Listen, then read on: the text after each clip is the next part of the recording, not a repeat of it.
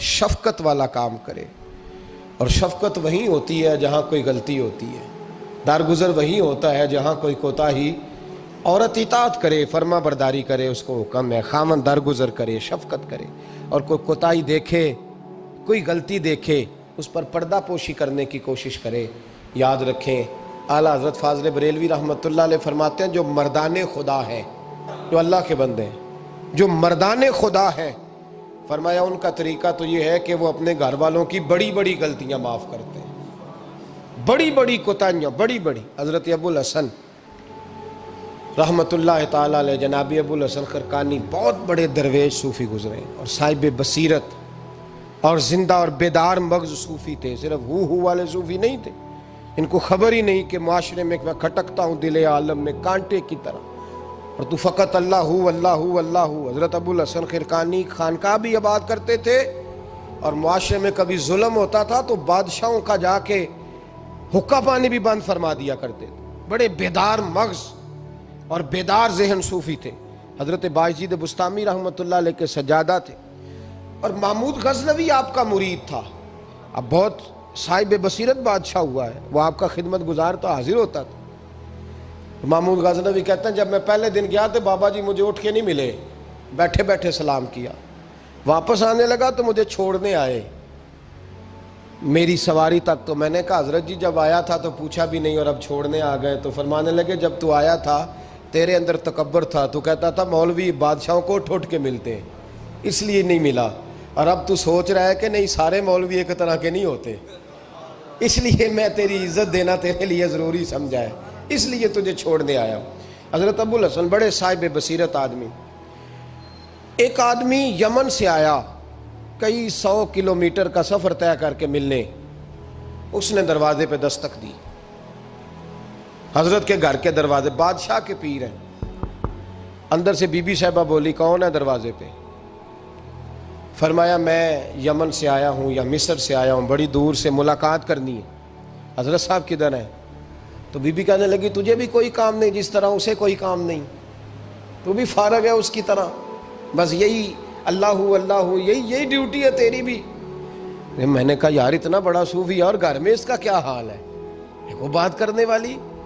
تو میں نے کہا جناب حضرت کدھر ہیں؟ تو کہنے لگی وہ کوئی جنگل میں بیٹھا اللہ اللہ کر رہا ہوگا، نہ بچوں کی فکر نہ گھر بار کی فکر، مسئلوں سے بھی پیٹ بھرتے ہیں کبھی، ادھر بیٹھا ہوگا، جا ملنا ہے تو تو بھی چلا جا، دوبارہ دروازے پہ دستک نہ دینا خبردار۔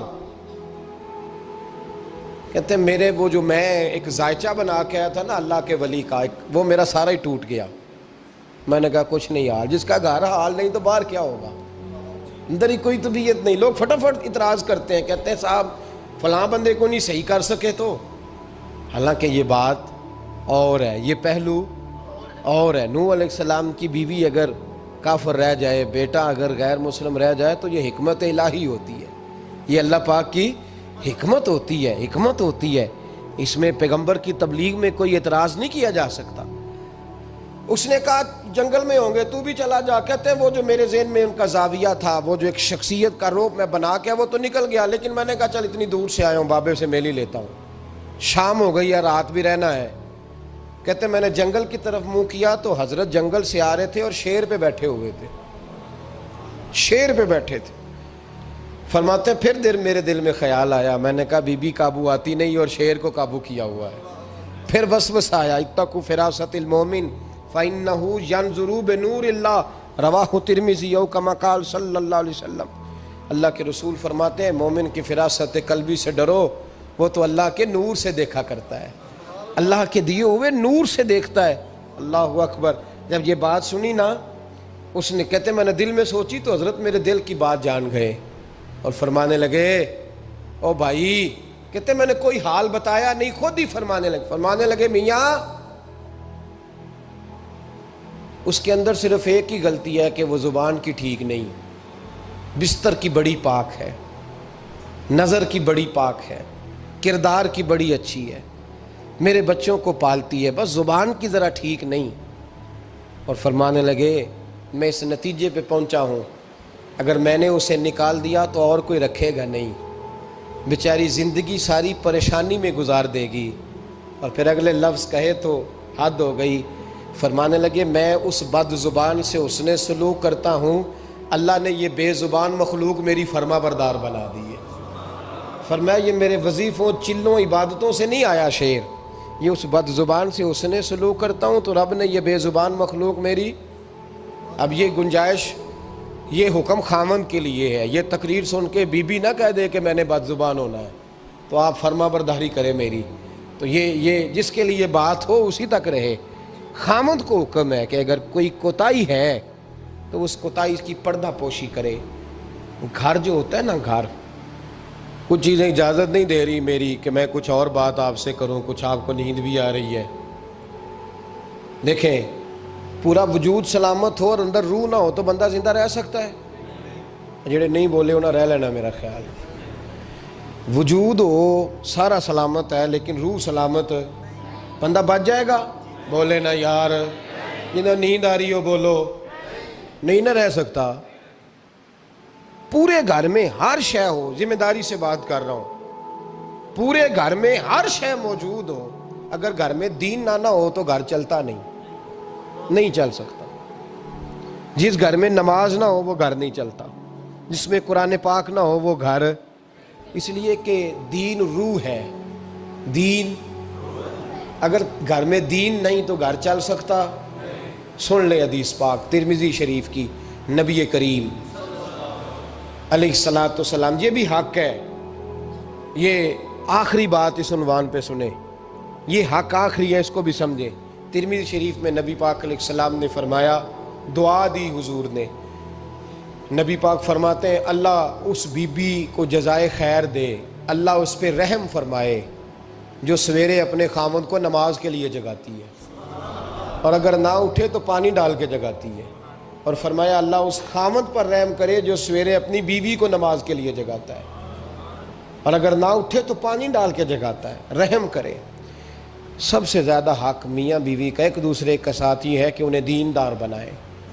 دین کی جس بات کا خامند کو پتہ ہے، اعلیٰ حضرت نے لکھا ہے کہ خامند کی ذمہ داری ہے بیوی کو تعلیم دینا، یہ اس کی ڈیوٹی ہے پردے کا پابند کرانا، اس کی ذمہ داری ہے کہ اسے قرآن و سنت کے جو احکام پتہ ہے اپنی بیوی کو سکھائے، اس کو بتلائے، اس کو سمجھائے، ذمہ داری ہے اس کی۔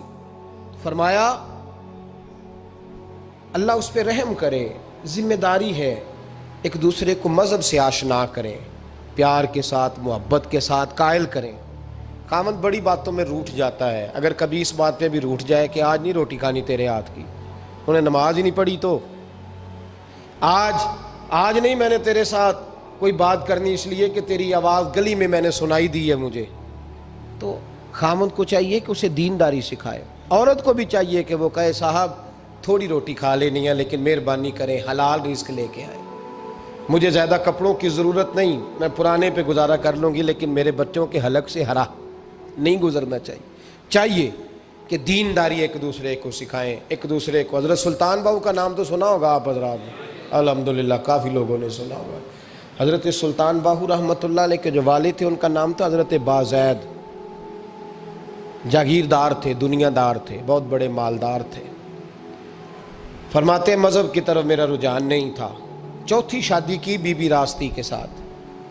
بی بی صاحبہ بڑی نیک تھی، بی بی صاحبہ کہتی ہیں میرا دل کرتا تھا میرا خامد بھی نمازی ہو جائے، اور عام دنیا دار نہیں تھے، 7 جاگیروں کے مالک تھے۔ بڑا مشکل ہوتا ہے، پیران نظام کے آستانوں پہ غریب لوگ رہ گئے ہیں، جڑا 4 جماعتاں پڑھ جائے یا پیسے آ جائیں انہوں نے تو کسی پیر دی لوڑ ہی کوئی نہیں، اور اگر بندہ مالدار ہو تو کئی پیر ہو دے آپ مرید ہوندے نے، وہ کہتے ہیں مینوں آپ کنے پیر سلوٹ کر دیں۔ ایک صاحب نے میری ایک دفعہ افطاری کی تو کہنے لگے آپ کی افطاری ہے، اس جگہ ایک اجتماع سے میں نے بیان بھی کرنا تھا، تو واپسی پہ ان کے ہاں انہوں نے مجھے فوٹویں دکھانی شروع کر دی۔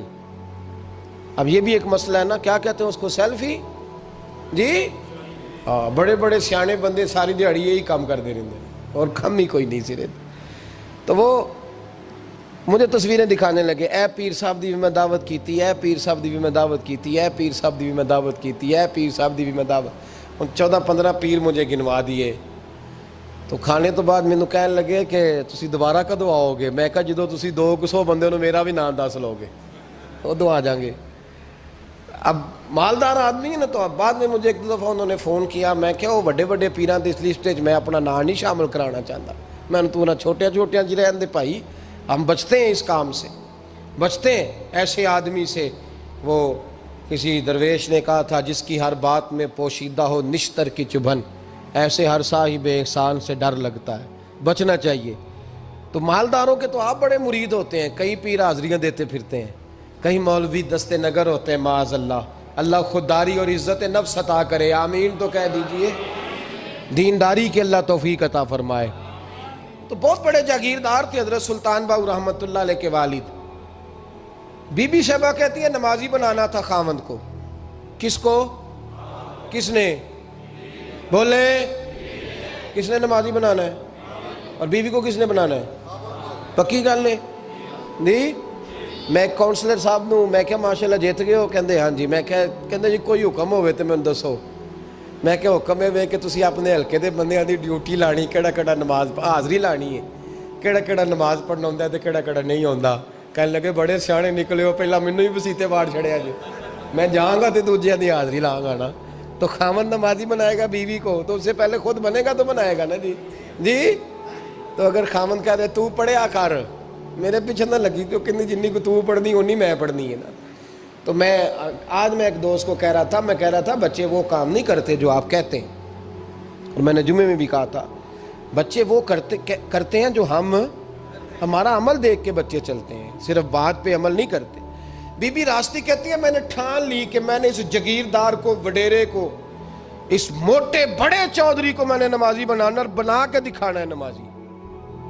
بی بی صاحبہ کہتی ہیں کہ وہ جس خاتون کی بھی باری ہوتی تھی، 4 بیویاں ہوتی تھیں، وہ اس کا حق ادا کرتے تو بعد میں اپنی خوابگاہ میں جا کے آرام کرتے۔ ان کا جو خادم تھا ملازم، وہ رات کو دودھ کا پیالہ انہیں دینے جاتا تھا، سونے سے پہلے ان کے پاس دودھ کا پیالہ پہنچتا تھا۔ تو بی بی صاحبہ کہتی ہیں میں نے رات کو ملازم سے کہا دودھ دینے تو نہیں جائے گا، میں جاؤں گی۔ کہ میں آدھی رات کو دودھ کا پیالہ لے کے حاضر ہوئی۔ تو کیسے آئی؟ میں نے کہا بی بی ہوں، آ گئی ہوں، تو اب مہربانی کریں۔ میں نے کہا اگر اجازت دیں تو آپ کے پیر نہ دبا دوں؟ چل دبا دے۔ بی بی کہتی ہیں پیر دباتے دباتے میں نے کہا اگر اجازت دیں تو صبح نماز کے لیے جگا دوں؟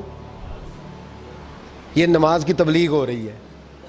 تو بابا جی پتہ کیا کہتے ہیں حضرت بازید؟ کہنے لگے تو مجھے جانتی نہیں، خبردار مجھے تبلیغ کرنے کی کوشش کی، اس گھر میں رہنا ہے تو سانس اونچا نہ لینا، پتہ ہے تو کس کے ساتھ بھی آئی، خبردار۔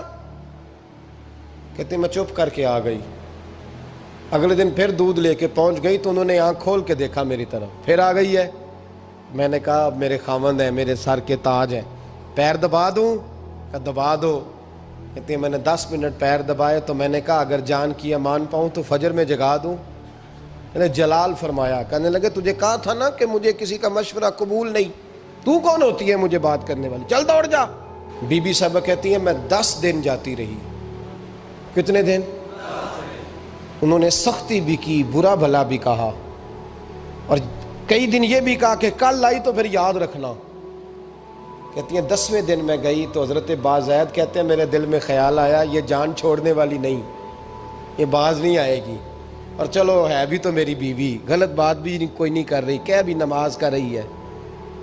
کہنے لگے اگر میں سویرے اٹھ جاؤں تو پھر دوبارہ تو نہیں آئے گی، تو دوبارہ تو نہیں آئے گی۔ یہ دیکھیں میاں بیوی کا آپس میں رشتہ، سویرے اگر میں اٹھ جاؤں نماز کے لیے تیرے کہنے پہ تو میری جان چھوڑ دے گی تو؟ بی بی صاحبہ کہنے لگی میں دوبارہ نہیں آؤں گی، آپ مہربانی کریں سویرے اٹھ جائیں۔ کہنے لگے چل تو میری بیوی ہے، ایک بار مان لیتا ہوں تیری بات، سویرے جگا دینا۔ بی بی راستی کہتی ہے میں پہلے سو کے اٹھا کرتی تھی، وہ رات میں سوئی نہیں، کہتی ہے میں ساری رات رو کے گزار دی، ساری رات، اور بیدار رہ کے گزار دی۔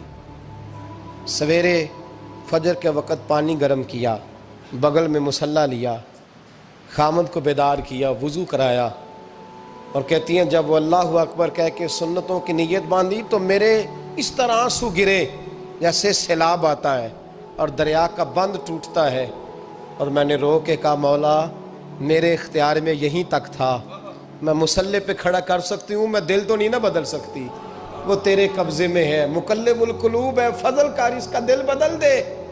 فرماتی ہیں میں روتی رہی، 2 رکعتیں پڑھ کے میری طرف دیکھا تو فرضوں کی نیت باندھ لی، اور 2 فرض پڑھ کے پھر میری طرف دیکھا، کہنے لگے خبردار سویرے جگانے آئی تو۔ میں نے کہا جی نہیں جگاتی۔ میری طرف دیکھ کے کہنے لگے تو نہیں جگائے گی آج کے بعد میں تجھے نماز کے لیے جگایا کروں گا، میں تجھے جگاؤں گا۔ آپ فرمانے لگی وہ نمازی بن گئے، میں پہلے ہی نمازی تھی۔ جب ان 2 نمازیوں کا ملاپ ہوا تو اللہ نے سلطان باہو جیسا بیٹا عطا فرمایا، سلطان باہو جیسا بیٹا عطا فرمایا۔ میرے بھائی، میاں بیوی ایک دوسرے کو دیندار بنائیں گے، ایک دوسرے کو نمازی بنائیں گے، وہ ایک دوسرے پہ، اور کس طرح کا بڑا مشکل ہوتا ہے بیوی اپنے خاوند کی تعریف کرے، مشکل ہوتی ہے۔ اعلیٰ حضرت فاضل بریلوی رحمت اللہ تعالیٰ علیہ کی زوجہ، ان کا طریقہ یہ تھا کہ وہ اتنی شناسہ ہو گئی تھی، اعلیٰ حضرت لکھتے تھے تو وہ واقف ہو گئی تھی، وہ کتاب کا اعلیٰ حضرت فرماتے تو وہی کتاب اٹھا کے زوجہ لاتی۔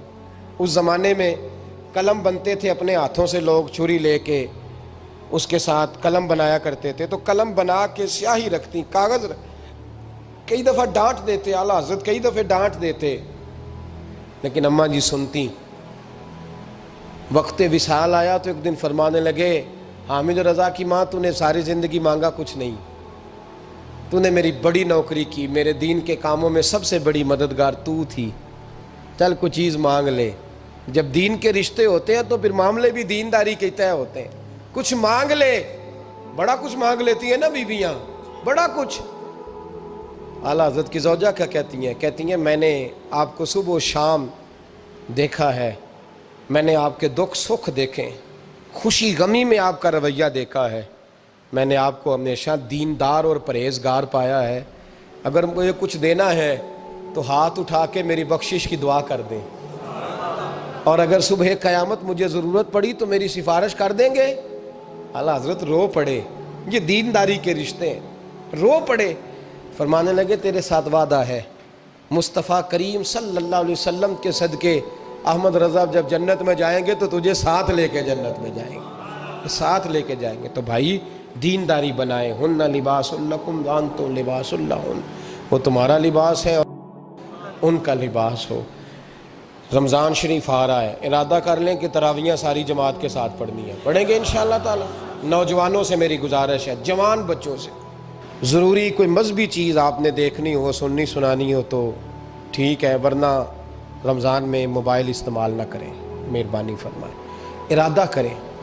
اگر کبھی مجبوری بن جائے نا تو ہسپتالوں میں بھی 2-2 گھنٹے بندے کو ایک ٹانگ پہ کھڑے ہونے پڑ جاتا ہے، پاسپورٹ کے دفتر لوگ کھڑے رہتے ہیں، شناختی کارڈ کے دفتر کھڑے رہتے ہیں۔ ارادہ کرو قرآن پاک سننے کا، اور مسجد میں حاضر ہو کے با جماعت 20 تراویحیں پوری پڑھو، اور عشاء سے پہلے آؤ، سنتیں ادا کر کے مسجد میں نماز پڑھو۔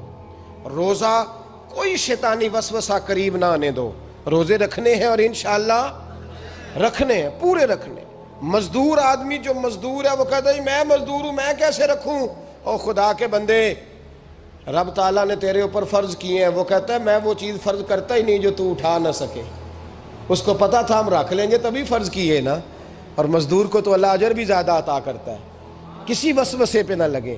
اور قرآن، یہ 2 باتیں ہو گئی، روزہ اور تراویح۔ اور تیسرا، دن کے 2 حصے کریں، جو وقت بچ جائے اس کے 2 حصے کریں، آدھے حصے میں قرآن پاک پڑھنا ہے اور آدھے حصے میں درود و سلام پڑھنا ہے، یہ وظیفے پکے کر لیں۔ اور جو لوگ غریبوں کی مدد کرتے ہیں، مسکینوں کی، یتیموں کی، ان سے میری گزارش ہے کہ وہ مہربانی کریں تو 1 رمضان کو لوگوں کے ساتھ تعاون کریں۔ کس تاریخ کو جی؟ بولے قاری صاحب نے سوٹ کدن دین دے ہو جی، تاکہ کوئی درزی سی کے نہ دے وے، ایک ادھر پا نہ لے وے سوٹ، مولوی بھی نواں، یہ ساڈا مولوی یہ تے پرانے دی چنگا لگتا ہے، اور پہلے دے میاں یہ کام بھی پہلے کریں تاکہ وہ سلا لیں اور سلا کے پہن لیں۔ میری باتوں کی سمجھ آ رہی ہے آپ حضرات کو؟ غریب کے ساتھ، مسکین کے ساتھ، جس کے ساتھ بھی کوئی تعاون کرنا ہے وہ پہلے کریں، پہلے اپنے بچوں کو کپڑے بعد میں اور غریبوں کے بچوں کو پہلے، تاکہ وہ شریک ہو، رمضان میں شریک ہو، کسی کو سودا پہلے دیں، جو پہلے کرنے کے کام ہیں ان کو پہلے کریں، مہربانی فرمائیں۔ رمضان کی نیت کریں، ارادہ کریں، اپنے اندر ذوق پیدا کریں۔ میں نے اپنے دوستوں کو کل سبق دیا ہے کہ کام مجبوری سے بھی ہو جاتا ہے اور شوق سے بھی، لیکن مجبوری سے کرنے سے مزہ نہیں آتا، شوق سے کریں تو